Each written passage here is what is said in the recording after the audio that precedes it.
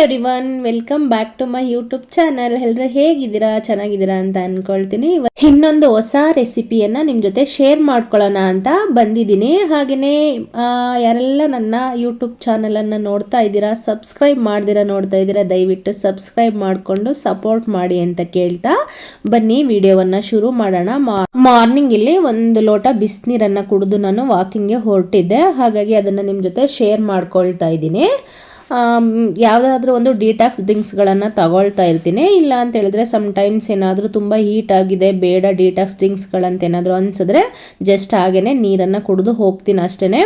Time ಇತ್ತು ಅಂತ ಹೇಳ್ಬಿಟ್ಟು ಇವತ್ತು ಬೇಗನೆ ವಾಕಿಂಗನ್ನು ಮುಗಿಸ್ಕೊಂಡು ಬಂದೆ. ಸೂಪರಾಗಿತ್ತು ವೆದರ್ ಅಂದನು, ಚೆನ್ನಾಗಿ ಆಗ್ತಾನೆ ಉದಯಿಸ್ತಿರೋ ಸೂರ್ಯನ ನೋಡಿಕೊಂಡು ಮಾರ್ನಿಂಗ್ ವಾಕ್ ಮಾಡ್ತಕ್ಕಂಥದ್ದೇ ಒಂದು ಸೂಪರಾಗಿರುತ್ತೆ. ಆಗ್ತಾನೆ ಹಕ್ಕಿಗಳ ಚಿಲಿಪಿಲಿಯನ್ನು ಕೇಳಿಕೊಂಡು ವಾಕ್ ಮಾಡ್ತಕ್ಕಂಥದ್ದು ಇನ್ನೂ ಸೂಪರಾಗಿರುತ್ತೆ. ಇನ್ನೂ ಯಾರು ವಾಕಿಂಗನ್ನು ಶುರುನೇ ಮಾಡಿರಲಿಲ್ಲ, ಅಲ್ಲಿ ಇಲ್ಲಿ ಒಬ್ಬೊಬ್ಬರು ಶುರು ಮಾಡಿದ್ರು ಅಷ್ಟೇ. ಬೇಗ 1 ಅವರ್ ವಾಕಿಂಗನ್ನು ಮುಗಿಸ್ಕೊಂಡು ಬಂದಿದ್ದಾಯಿತು. ಮುಗಿಸ್ಕೊಂಡು ಬಂದುಬಿಟ್ಟು ಇವತ್ತು ಆಯಿಲ್ ಬಾಟಲ್ಸ್ ಎಲ್ಲ ಕ್ಲೀನ್ ಮಾಡಬೇಕಂತ ಅಂದ್ಕೊಂಡಿದ್ದೆ. ಹಾಗಾಗಿ ಸ್ವಲ್ಪ ಹಾಟ್ ವಾಟರ್ಗೆ ಅದನ್ನೆಲ್ಲನೂ ಸಹ ಸೇರಿಸಿ ಇಡ್ತಾ ಇದ್ದೀನಿ.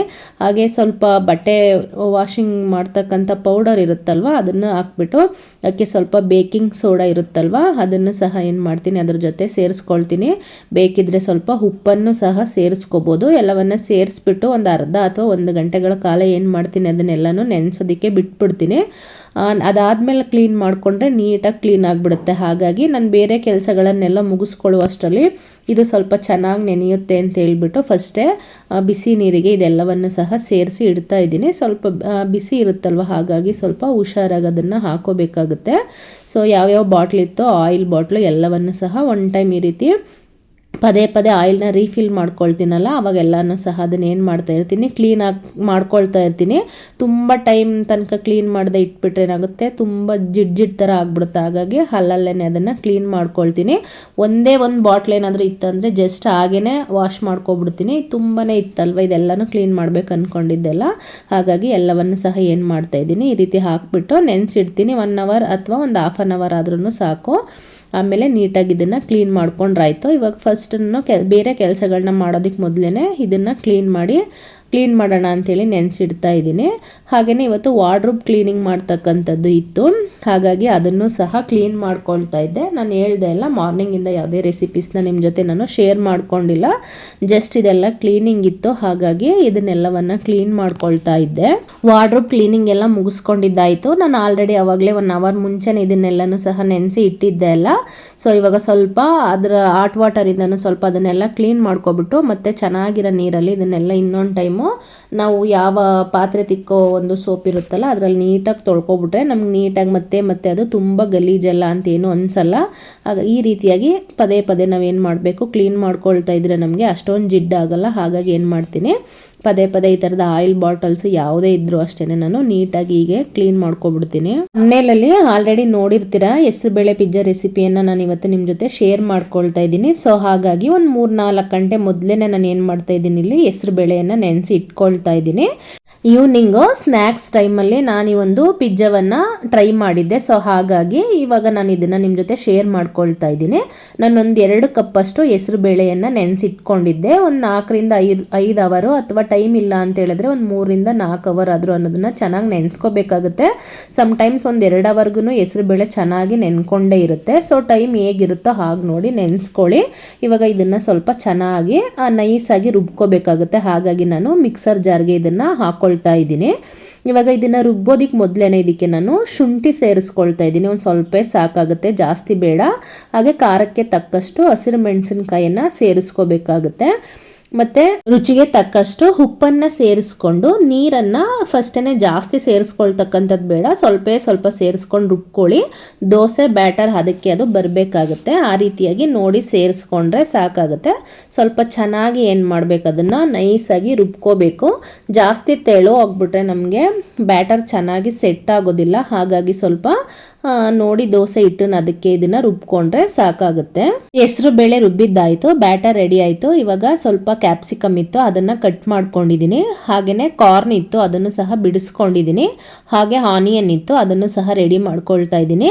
ಈ ರೀತಿ ಸ್ವಲ್ಪ ದೊಡ್ಡದಾಗೇ ಕಟ್ ಮಾಡಿ ಬಿಡಿಸಿ ಇಟ್ಕೊಂಡ್ರೆ ನಮಗೆ ಚೆನ್ನಾಗಿ ಪಿಜ್ಜಾ ಮೇಲೆಲ್ಲ ಹಾಕಿರ್ತಾರಲ್ವ ಆ ರೀತಿಯಾಗಿ ನಮಗೆ ಡೆಕೋರೇಷನ್ ಮಾಡ್ಕೊಳ್ಳೋದಕ್ಕೆ ತುಂಬಾನೇ ಚೆನ್ನಾಗಿರುತ್ತೆ. ಸೊ ಹಾಗಾಗಿ ನಾವೇನು ಮಾಡಬೇಕು, ಈ ರೀತಿಯಾಗಿ ಅದನ್ನು ರೆಡಿ ಮಾಡ್ಕೊಳ್ಬೇಕು. ರೆಡಿ ಮಾಡ್ಕೊಂಡಿದ್ದಾಯಿತು. ಮತ್ತು ಪಿಜ್ಜಾ ಪಾಸ್ತಾ ಪೇಸ್ಟನ್ನು ಸಹ ತಗೊಂಡಿದ್ದೀನಿ, ಹಾಗೆಯೇ ಚೀಸನ್ನು ಸಹ ತಗೊಂಡಿದ್ದೀನಿ. ಇದೆರಡು ಬೇಕಾಗುತ್ತೆ, ಯಾಕಂದರೆ ಅದೇ ಅದಕ್ಕೆ ಫ್ಲೇವರನ್ನು ಕೊಡ್ತಕ್ಕಂಥದ್ದು. ಮತ್ತು ನಾವು ಬ್ಯಾಟರನ್ನು ರುಬ್ಬಿಟ್ಕೊಂಡಿದ್ವಲ್ಲ, ಅದಕ್ಕೆ ಸ್ವಲ್ಪ ಮೊಸರನ್ನು ಸೇರಿಸ್ಕೊಂಡು ಒಂದು ಸ್ವಲ್ಪ ನೀಟಾಗಿ ಕಲಿಸ್ಕೊಳ್ಳೋಣ. ಉಪ್ಪೆಲ್ಲ ಮೊದಲೇ ಹಾಕ್ಕೊಂಡಿದ್ವಿ ಅಲ್ವಾ, ಮತ್ತು ಉಪ್ಪಿನ ಅವಶ್ಯಕತೆ ಏನಿಲ್ಲ. ಜಸ್ಟ್ ಒಂದೇ ಒಂದು ಸ್ವಲ್ಪ ಮೊಸರನ್ನು ಸೇರಿಸ್ಕೊಂಡು ನಾನು ಅದನ್ನು ನೀಟಾಗಿ ಮಿಕ್ಸ್ ಮಾಡ್ಕೊಳ್ತಾ ಇದ್ದೀನಿ. ಇದಿಷ್ಟು ರೆಡಿ ಆದರೆ ನಾವಿವಾಗ ಪಿಜ್ಜಾವನ್ನು ಮಾಡ್ಕೊಳ್ಬೋದು. ಬನ್ನಿ ಆಗಿದೆ, ರೆಡಿ ಮಾಡ್ಕೊಳ್ಳೋಣ. ಸ್ಟವ್ ಹಚ್ಬಿಟ್ಟು ನಾನು ತವವನ್ನು ಕಾಯೋದಕ್ಕೆ ಇಡ್ತಾ ಇದ್ದೀನಿ. ಸ್ವಲ್ಪ ಚೆನ್ನಾಗಿ ತವ ಕಾಯಲಿ. ತವ ಚೆನ್ನಾಗಿ ಕಾದಾದ್ಮೇಲೆ ಸ್ವಲ್ಪ ಆಯಿಲನ್ನು ಸ್ಪ್ರೆಡ್ ಮಾಡ್ಕೊಳ್ತಾ ಇದ್ದೀನಿ. ಸ್ಪ್ರೇಯರಿಂದ ಬೇಕಾದ್ರೂ ಮಾಡ್ಕೊಳ್ಳಿ. ಇವಾಗ ನಾನು ರೆಡಿ ಮಾಡಿ ಇಟ್ಕೊಂಡಿದ್ದಂಥ ಬ್ಯಾಟರನ್ನು ಸ್ವಲ್ಪ ತಿಕ್ಕಾಗೇ ಹಾಕ್ಕೊಳ್ತಾ ಇದ್ದೀನಿ.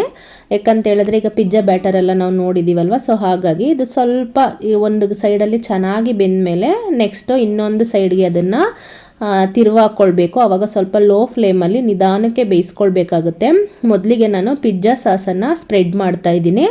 ಆಮೇಲೆ ಚೀಸ್ ಹಾಗೆಯೇ ಕಟ್ ಮಾಡಿ ಇಟ್ಕೊಂಡಿದ್ವಲ್ವ ನಾವೆಲ್ಲ ಸ್ಲೈಸ್ಗಳನ್ನೆಲ್ಲ, ಕಾರ್ನು ಮತ್ತು ಈ ಒಂದು ಮೆಣಸಿನ್ಕಾಯಿ ಮತ್ತು ಈರುಳ್ಳಿ, ಹಾಗೆ ಸ್ವಲ್ಪ ಹಾರಿಗೆನೋ ಸ್ವಲ್ಪ ಚಿಲ್ಲಿ ಫ್ಲೇಕ್ಸ್, ಇದಿಷ್ಟನ್ನು ನಾವು ಸ್ಪ್ರೆಡ್ ಮಾಡಿಕೊಂಡ್ರೆ ಆಯಿತು.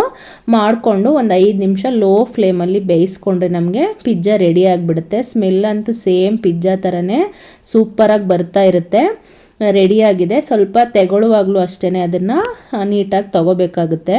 ಪಿಜ್ಜಾ ಕಟರಿಂದ ಇದನ್ನು ಸ್ವಲ್ಪ ಕಟ್ ಮಾಡ್ಕೊಳ್ಳೋಣ. ನಿಮಗೆ ಎಷ್ಟು ಸ್ಲೈಸ್ ಬೇಕೋ ಅಷ್ಟು ಸ್ಲೈಸ್ ಆಗಿ ಕಟ್ ಮಾಡ್ಕೊಳ್ಳಿ. ಮತ್ತು ಕೆಚಪ್ ಅಂತ ಹೇಳಿದ್ರೆ ಮಕ್ಕಳು ಇಷ್ಟಪಟ್ಟೆ ಪಡ್ತಾರಲ್ವ, ಸೊ ಯಾವ್ದು ಬೇಕಂತ ಅನಿಸುತ್ತೋ ಅದನ್ನು ಯೂಸ್ ಮಾಡ್ಕೊಳ್ಳಿ. ಸೊ ಟೇಸ್ಟ್ ಅಂತೂ ತುಂಬಾ ಚೆನ್ನಾಗಿರುತ್ತೆ. ಮತ್ತು ಇನ್ನು ಸ್ವಲ್ಪ ತಿಕ್ಕಾಗಿ ಹಾಕ್ಕೊಂಡ್ರೆ ಇನ್ನೂ ಸ್ವಲ್ಪ ಚೆನ್ನಾಗಿ ನೋಡೋದಕ್ಕೆ ಅನಿಸುತ್ತೆ. ಬಟ್ ತುಂಬ ತಿಕ್ಕಾಗಿ ಹಾಕ್ಬಿಟ್ರೆ ಇದು ಹೆಸರು ಬೇಳೆ ಅಲ್ವಾ, ಹಾಗಾಗಿ ಸರಿಯಾಗಿ ಬೇಯೋದಿಲ್ಲ. ಸ್ವಲ್ಪ ಇಷ್ಟೇ ಇದ್ದರೆ ಸಾಕು. ಇದು ಒಂದು ಅದಕ್ಕೆ ಕರೆಕ್ಟಾಗಿದೆ. ಸೊ ಬಿಸಿ ಬಿಸಿ ಇದ್ದಾಗಲೇ ತಿಂದ್ರೇ ಚೆನ್ನಾಗಿರುತ್ತೆ. ಮತ್ತು ಟೇಸ್ಟ್ ವೈಸ್ ಹೇಳೋದಾದರೆ ತುಂಬಾ ಚೆನ್ನಾಗಿರುತ್ತೆ. ಇವಾಗ ಅದು ಮೈದಾ ಹಿಟ್ಟೆಲ್ಲ ಇರುತ್ತಲ್ವಾ, ಸೊ ಹಾಗಾಗಿ ಒಂದು ಡಯೆಟನ್ನು ಮೇಂಟೈನ್ ಮಾಡ್ತಾ ಇರ್ತಕ್ಕಂಥವ್ರು ತಿನ್ಬೇಕಂತ ಹೇಳಿದ್ರೆ ಈ ರೀತಿಯಾಗಿ ಏನಾದ್ರೂ ತಿನ್ನಬೇಕು, ಪಿಜ್ಜಾ ತಿನ್ನಬೇಕಂತ ಅನಿಸ್ತಾ ಇದೆ ಅಂತ ಹೇಳಿದ್ರೆ ಈ ರೀತಿಯಾಗಿ ಟ್ರೈ ಮಾಡ್ಬೋದು.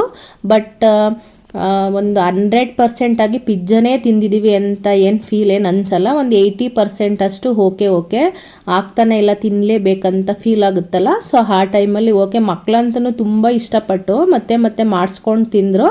ಬಟ್ ನನಗೆ ಅಂದರೆ ಮಕ್ಕಳಿಗೆ ಮೇ ಬಿ ಟೇಸ್ಟ್ ಅಷ್ಟೊಂದು ಗೊತ್ತಾಗಲ್ಲ ಅಂತನೋ ಅಥವಾ ಇದು ಇಷ್ಟ ಆಯಿತು ಅಂತನೋ ನನಗೆ ಗೊತ್ತಿಲ್ಲ. ಬಟ್ ನನಗೆ ನಾರ್ಮಲ್ ನಾವು ಯಾವ ಪಿಜ್ಜಾವನ್ನು ತಿಂತೀವಿ ಅಷ್ಟೊಂದು ಏನಂತ ಅನಿಸಿಲ್ಲ. ಬಟ್ ಹೆಲ್ದಿ ವೈಸ್ ಇದು ಓಕೆ. ಇದಾದಮೇಲೆ ನನಗೆ ತುಂಬ ಅದು ಹೆವಿ ಅಂತ ಅನಿಸುತ್ತೆ. ಯಾವುದೇ ರೀತಿಯಾದಂಥ ಊಟ ಬೇಕು ಅಂತೆಲ್ಲ ಏನು ಅನಿಸಲ್ಲ. ಸೊ ಹಾಗಾಗಿ ಏನು ಮಾಡಿದೆ, ನೈಟು ಊಟಕ್ಕೆ ಅಂತ ಹೇಳ್ಬಿಟ್ಟು ಜಸ್ಟ್ ನಾನು ಓಟ್ಸನ್ನು ಮಾಡ್ಕೊಂಡಿದ್ದೆ.